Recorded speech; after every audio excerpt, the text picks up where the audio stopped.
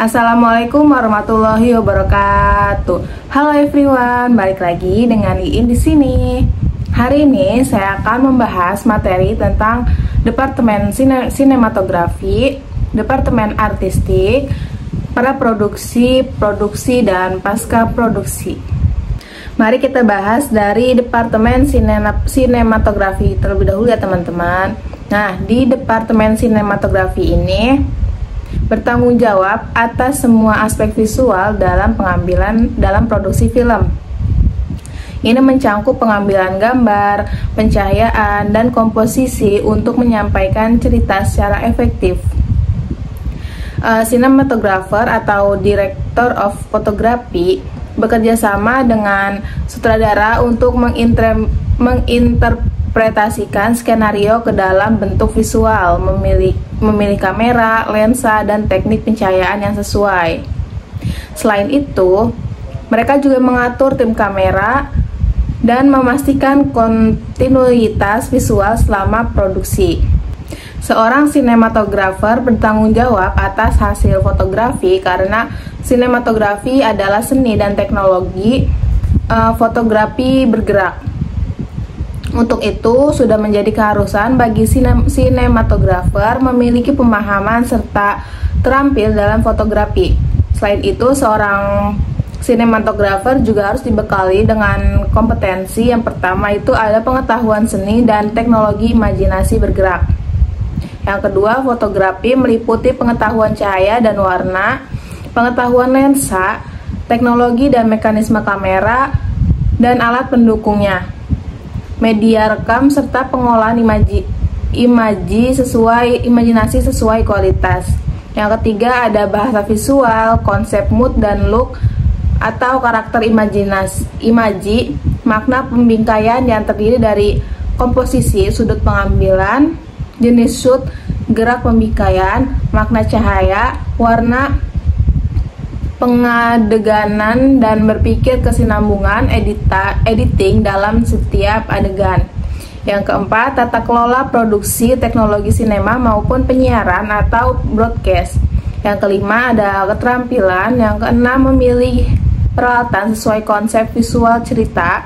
Ketujuh, menggunakan peralatan standar industri AV. Yang kedelapan, manajemen produksi film atau departemen kamera, komunikasi dan delegasi yang jelas. Yang kesembilan, sikap profesional. Kesepuluh, membuat pencahayaan dan manajemen organisasi. Yang kesebelas, efektif, efisien, dan adil. 11, patuh atas hak dan kewajiban. Ke-12, melaksanakan etika di set dan kode etik profesi. Ke-13, bertanggung jawab atas hasil. Dan yang terakhir, selalu evaluasi diri dan mengembangkan kompetensi. Selanjutnya kita bahas Departemen Artistik. Dalam produksi film, Departemen Artistik adalah pihak yang bertanggung jawab untuk menciptakan estetika visual dari produksi tersebut. Ini melibatkan berbagai aspek termasuk desain set, kostum, tata rias, pencahayaan, efek visual, dan elemen lain yang memengaruhi penampilan keseluruhan film. Tim artistik bekerja sama dengan sutradara untuk menghasilkan gambar yang konsisten dengan visi kreatif dari film tersebut. Mereka juga bertanggung jawab untuk menciptakan atmosfer yang sesuai dengan genre dan nuansa yang ingin ditransmisikan kepada penonton. Dengan demikian, Departemen Artistik memiliki peran yang sangat penting dalam menciptakan pengalaman visual yang kuat bagi penonton. Kru film di dalam departemen ini yang terlibat diantaranya adalah yang pertama ada desain produksi atau production designer. Desainer produksi dalam sebuah film ini adalah orang yang bertanggung jawab atas visualisasi dan estetika keseluruhan dari produksi tersebut. Mereka bekerja sama dengan sutradara dan produser untuk menciptakan gambaran yang konsisten dengan visi kreatif dari film tersebut. Tugas-tugas desainer produksi meliputi desain set, pemilihan lokasi, pembuatan set di studio dan mengatur detailnya seperti furnitur, dekorasi, dan properti lainnya. Selanjutnya ada penata konsep atau konsep artis. Penata konsep ini adalah seorang yang bertanggung jawab untuk mengembangkan konsep visual awal film, termasuk karakter, latar belakang, objek, dan elemen lainnya. Mereka bekerja sama dengan sutradara, produser, dan tim kreatif lainnya untuk membantu mengilustrasikan visi kreatif film tersebut sebelum produksi dimulai. Selanjutnya ada penata artistik atau art director.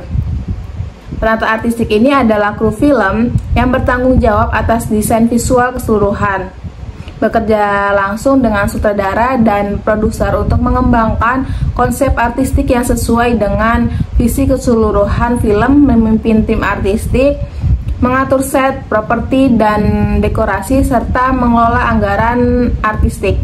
Selanjutnya ada set designer. Set designer adalah orang yang bertanggung jawab untuk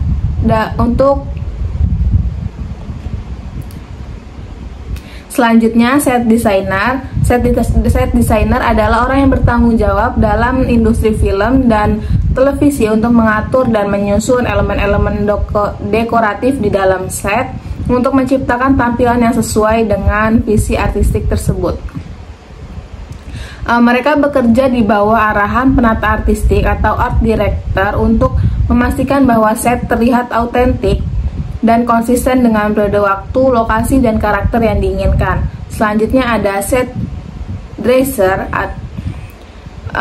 Set dresser adalah kru film dalam industri film dan televisi yang bertanggung jawab atas menata dan mengatur properti serta dekorasi di dalam set sesuai dengan arahan dari set designer atau art director. Tugas mereka adalah menciptakan atmosfer yang sesuai dengan cerita dan tema produksi dengan menempatkan objek-objek di set secara strategis sehingga mendukung pengembangan karakter dan alur cerita. Selanjutnya ada runner atau buyer. Runner atau buyer dalam produksi film adalah orang yang bertanggung jawab terhadap tugas administratif, logistik, dan pembelian yang mendukung kelancaran produksi secara keseluruhan. Selanjutnya ada supervisor efek khusus.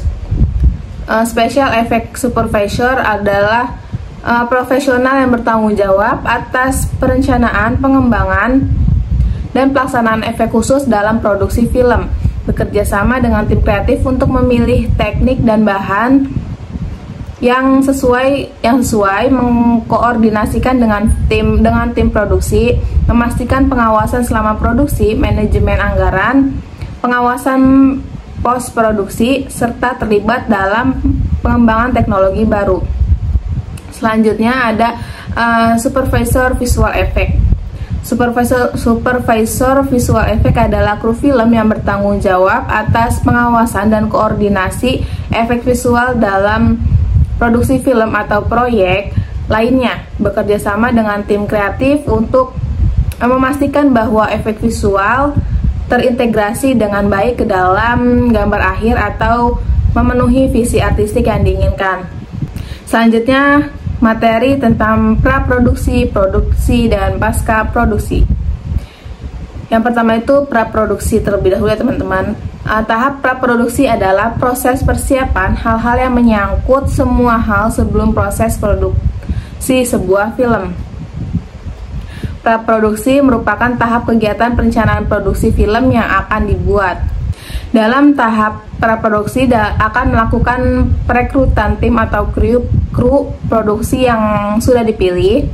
Kru film juga sudah menentukan genre film yang akan dibuat, dan naskah cerita yang akan dipakai sudah harus matang dan tidak ada lagi adanya perubahan skenario. Selanjutnya ada tahap produksi. Tahap produksi film ini dikerjakan oleh dukungan penuh departemen-departemen yang berfokus pada berbagai aspek produksi, termasuk sinematografi, desain produksi, tata rias, tata suara, penulisan naskah, pengeditan, dan lain-lainnya. setiap departemen memiliki peran dan tanggung jawabnya sendiri-sendiri untuk memastikan bahwa proyek film tersebut berhasil dan mewujudkan visi sutradara. Departemen produksi dalam film merupakan sebuah departemen yang bertanggung jawab atas pelaksanaan seluruh kegiatan produksi film, mulai dari persiapan, pengaturan, hingga eksekusi produksi. Departemen produksi ini memainkan peran kunci dalam menjaga agar seluruh proses produksi film berjalan lancar dan sesuai dengan visi sutradara serta kebutuhan produksi. Selanjutnya, tahap pasca produksi. Departemen pasca produksi dalam produksi film merupakan tahap penting setelah proses pengambilan gambar selesai.